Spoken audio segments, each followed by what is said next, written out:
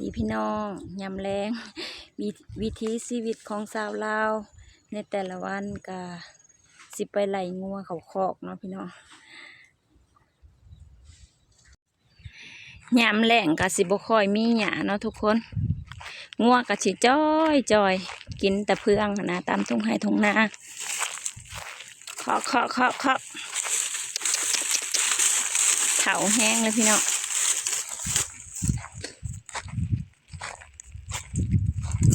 งัวแม่ลูกซอดแต่ว่าเพิ่นเถาแห้งแล้ว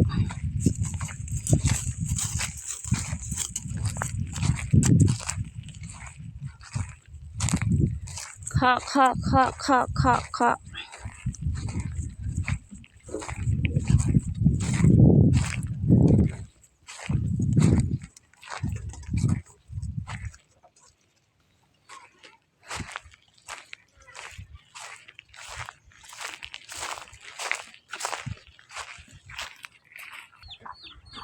ไก่อยู่นาซาลินก็หลายพี่น้อง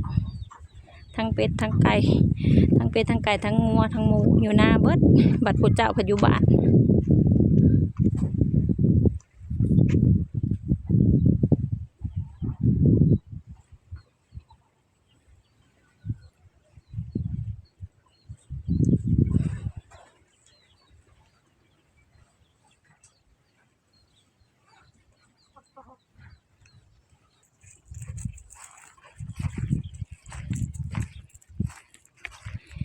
แห้งแล้งแห้งพี่น้องปีนี้ปัดตกปีนี้มาพ้นกำลังตก3 เถื่อหรือ4 เถื่อนี่แหละแต่กระตกบ่แห้งพอยเอาหญ้าก็บ่เกินให้งัวกินหาเล็มกินต่อเพืองแห้งๆนะเนาะพี่น้องเคาะ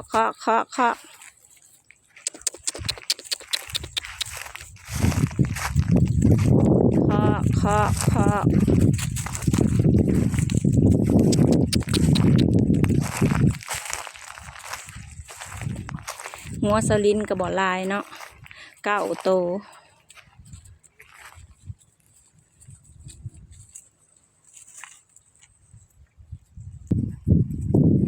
อยู่บ้านเฮาก็มีสำนีแล้วพี่น้องเอ้ย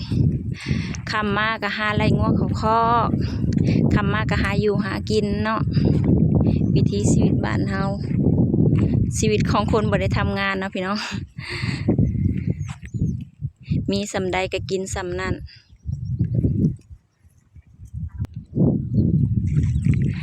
หลังจากผูกงัวแล้วก็สิไปเบิ่งน้องเพิ่นตึกแฮเนาะทุกคนหากินแรงงัวก็ผูกไว้แล้ว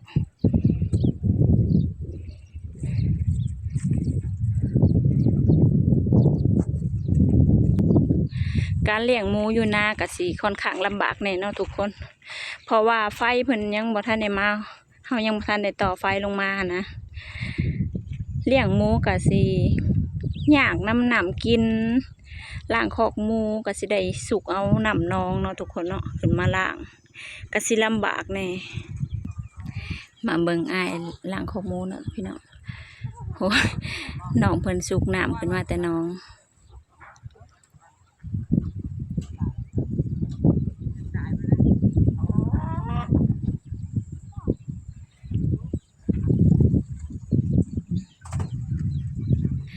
เพื่อสิล้างแล้วเทื่อนึงก็เมื่อยเติบ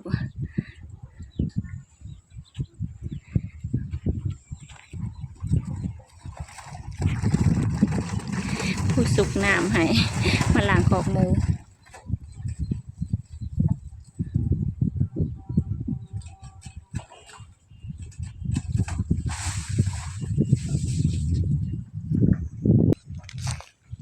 ไปเบิ่งน้องเพิ่นตึกแฮเนาะพี่น้องเนาะได้บ่เนาะน้ำก็แห้งเบิดแล้ว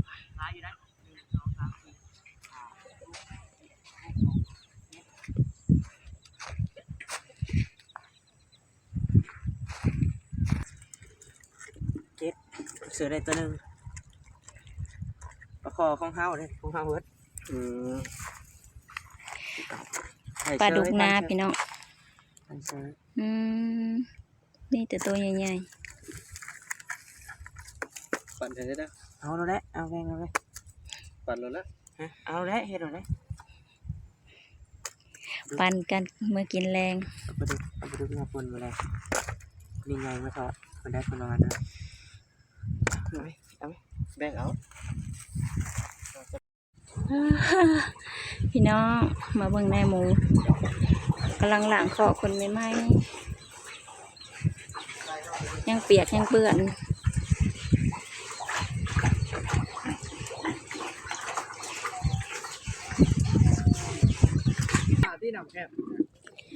ปันเอาปลามากินแรงพี่น้อง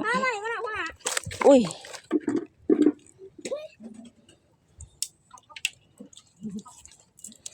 โอ้ยหาใส่มาเองจับกำรวดอ่ะ ปลาดุกนาปลากับบ่ฮักเงียง มุ้ยตัวห้างเงี้ยเลยครับกำขึ้นมาเลยกำแดงขึ้นเลย อาหารบ้านเฮาซ้ำนี่ก็เลิศแล้วนี่ปลาดุกนาแซ่บได้ปุ่นมา3 ตัว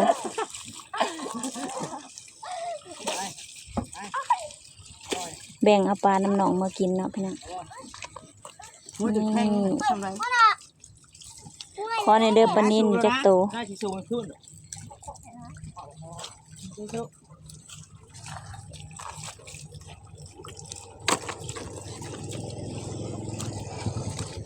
วน้ำแร่แล้วง่ายกว่าอาบได้เนาะ บนูส่งเลยค่ะเมื่อไหร่บ่ว้าว เอาเอาลิ้นแล้วเฮ็ดบ้างหมดไปเสือนี่ให้ได้ไปแดน อยู่นาก็สิมีกอกใส่แบบนี้เนาะพี่น้อง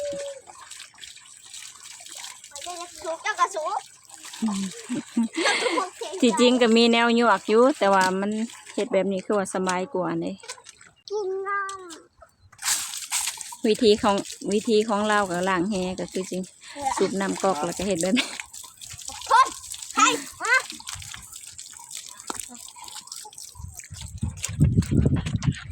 หิวน้ำก็กินน้ำกอกเนาะ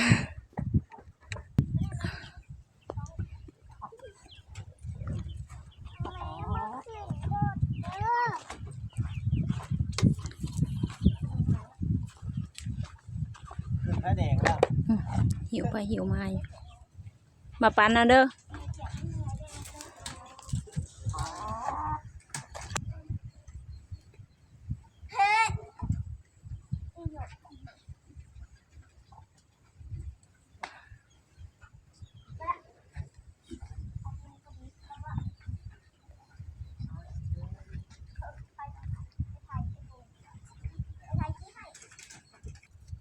อันนี้สิเป็น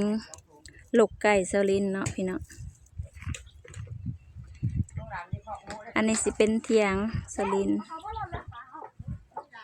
เลี้ยงหมูอยู่นาเลี้ยงไก่อยู่นาเลี้ยงเป็ดอยู่นางัวก็อยู่นา คนอยู่บ้านสิเมื่อแล้วทุกคนค่ำแล้วตะเวนตกดินแล้วโบเห็นตะเวนแล้วย่างเมื่อนี่ก็สิเป็นทงไห่ทงนาเนาะทุกคนธรรมศาสตร์ยามแรงกับบ่ค่อยงามปานใด แห้งแล้งเกิน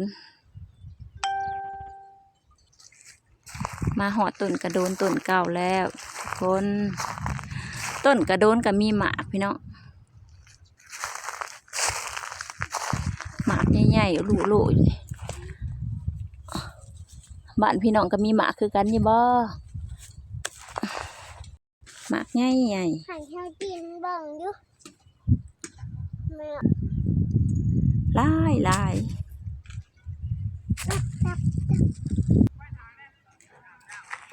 ย่างขึ้นมาปันมาพอรถใหญ่พี่น้องเด็กหน่อยยังบ่ทันเห็นเนาะคันเด็กหน่อยเห็นนี่พากันมาเบิ่งอีกแล้วบ้านนอกพี่น้องยังบ่เคยเห็นยังบ่พากันเคยเห็นรถใหญ่เนาะทุกคนรถใหญ่หลายคันอันนี้ดอกเขาจะมาจกดินเนาะจกดินในบ้านก็เลยมาพักในนี้โมโหว่าสุเพิ่นสินอนในนี้วะประมาณ สินอนในนี้แหละกำลังสิตั้งแคมป์ตั้งหยังจักคันเนาะ1 2 3 4 5 6 7คันพี่น้องหอดเฮือนแล้วทุกคน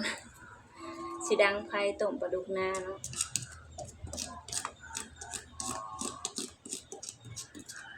เพื่อย่างขึ้นมาหอดกันเมื่อยหนึ่งเนาะ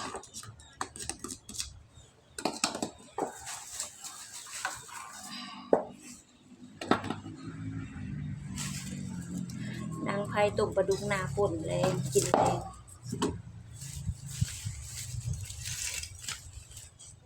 มืดแล้วพี่น้อง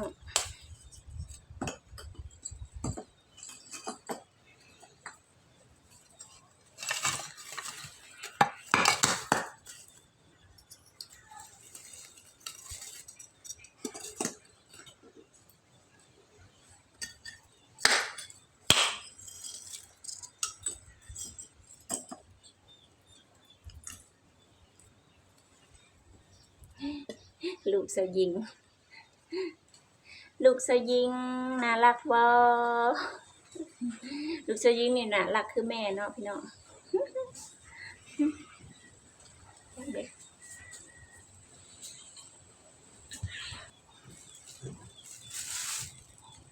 แนวอ้อยโซลินบ่มีขี้ตกทุกคนเอาทงยางอ้อย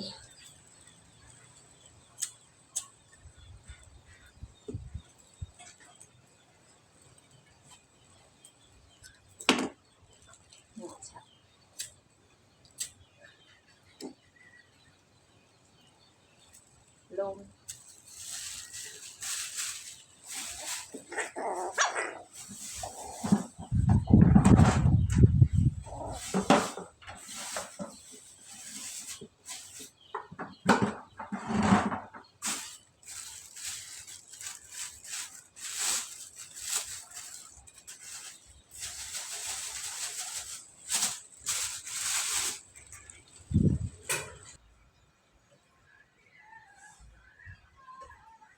หลอกขาบก่อนพี่น้อง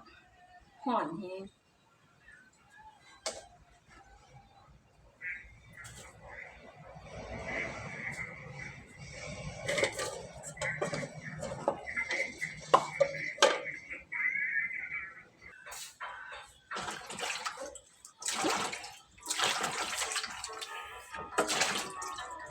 หางปลาดุกนานี่ป่นแซ่บได้ทุกคน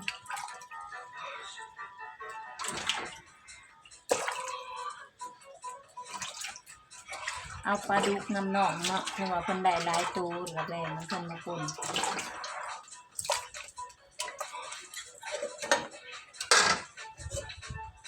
นปลาลวกผักใบลวกดอกแค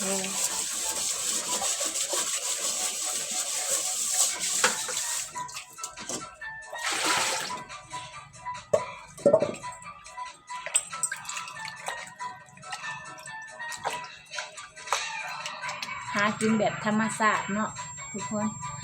บ่ได้ซื้อหากินแบบมีปูมีปลายามอาหารตามฤดูกาลมีหยังก็กินอันนั้นเนาะพี่น้อง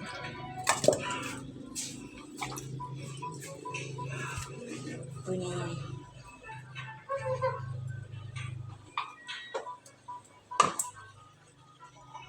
3 ตัว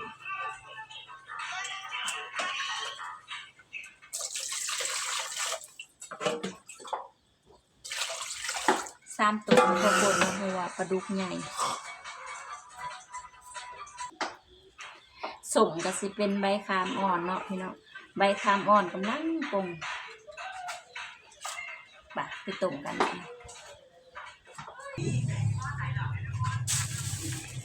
หลังจากต้มปลาแล้วสลิดจะหิวเปล่าเนาะสลิดจะกินกับเลย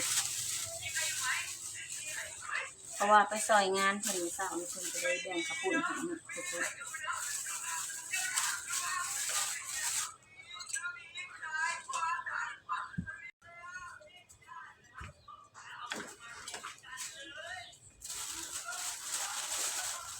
กระปุ่นยามแรง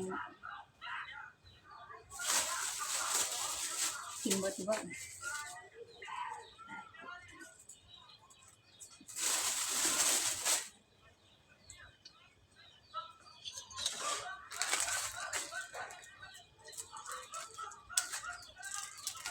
มาเด้อพี่น้องกินกระปุ่นนำกันเด้อ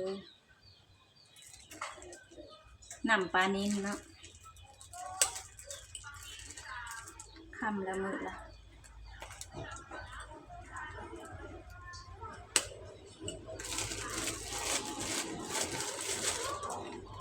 เนื้อกับบ่มีพี่น้อง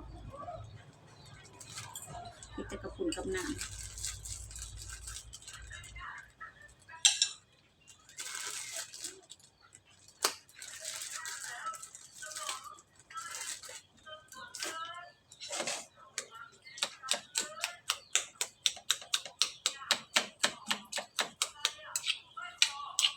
หิวข้าวแห้งเลย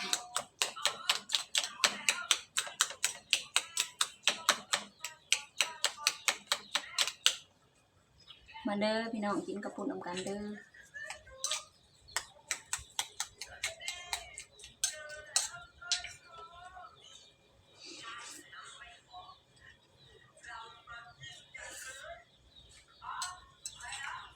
เขาจะเห็นนางกระปุ่นแซ่บพี่น้อง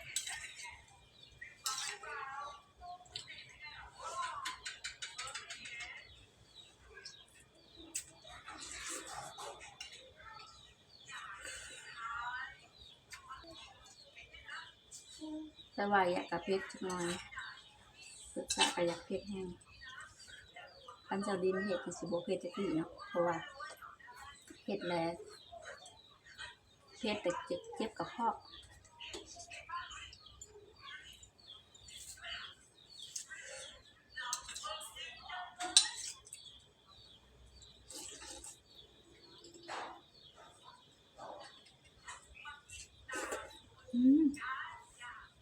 แบบนี้เนาะ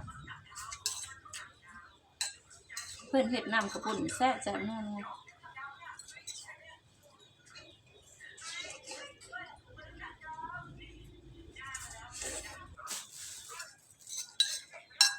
อิ่มแล้วเนาะพี่น้องคลิปนี้ก็ขอจบเพียงเท่านี้นะทุกคนคลิปหน้าพอกันใหม่บ๊ายบาย